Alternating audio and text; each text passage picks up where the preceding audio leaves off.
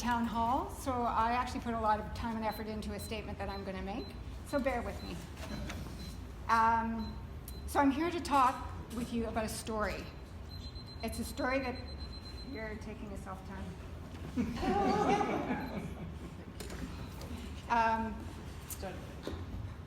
It's a story that Canadians have been told for decades and been led to believe.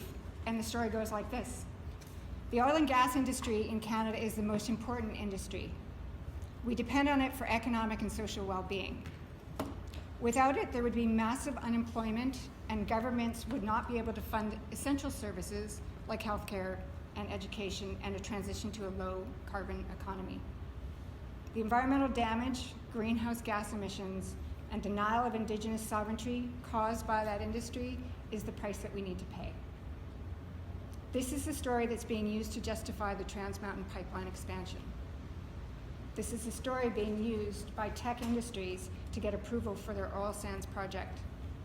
And this is the story being used to justify military force against nonviolent land defenders in BC. The problem is, this story is not true.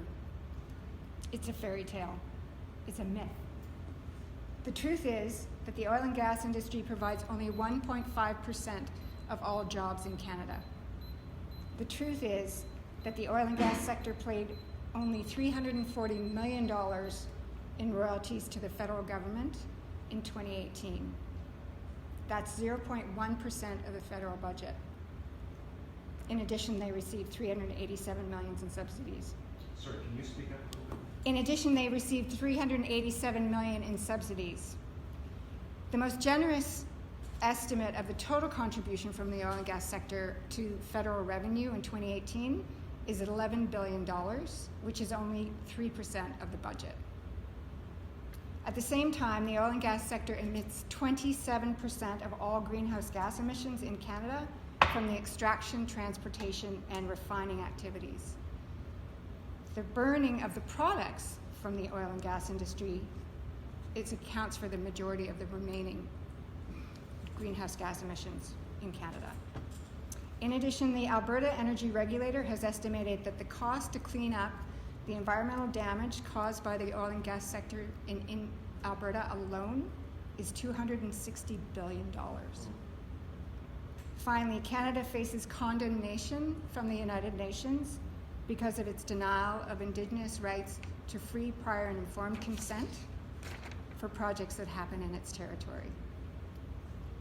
The multinational oil and gas corporations have been bullying us with this story for decades. The good news is that they cannot hurt us. Their threats of destroying our economy and mass unemployment are baseless. We need to stand up and say no to all future expansion of oil and gas infrastructure.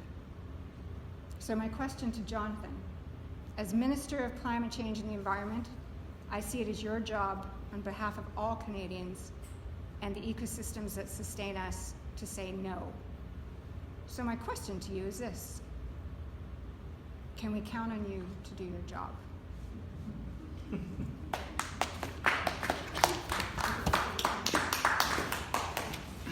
I've got a statement too.